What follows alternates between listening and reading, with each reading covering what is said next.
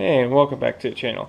Sorry about the lighting today. Normally I do it with the garage open when it's nice and sunny out. Unfortunately, it is kind of cold, nasty, and rainy. Welcome to the Halloween season, right? In the Midwest.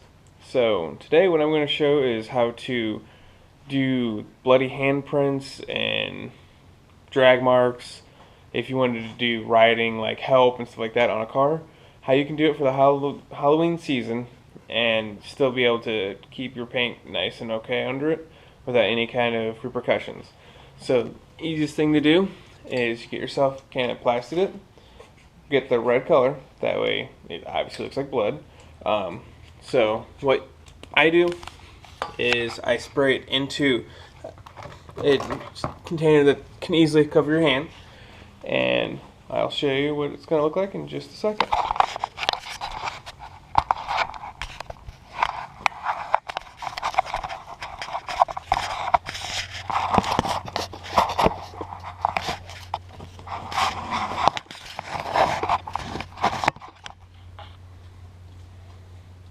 I am going to go ahead and put a glove on just to make it a little easier to clean up.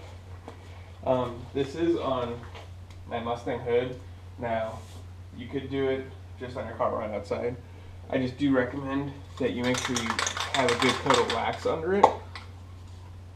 That way it does come off a little easier.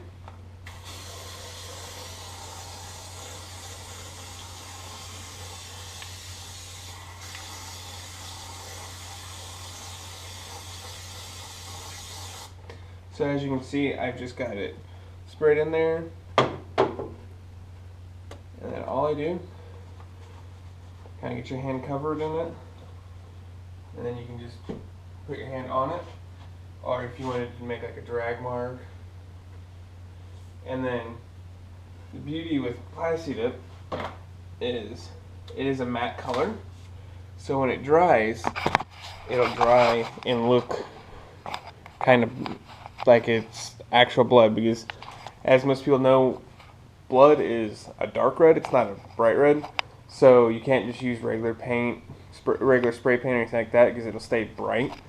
But as you can see, it does kind of get a little darker, and then once you want to take it off, Plastidip, it's rubber. They do make a product that you can spray on and just wipe it off. Another option is to just manually kind of peel it off or scrub it off. Alright, and that'll conclude today's video. Thank you.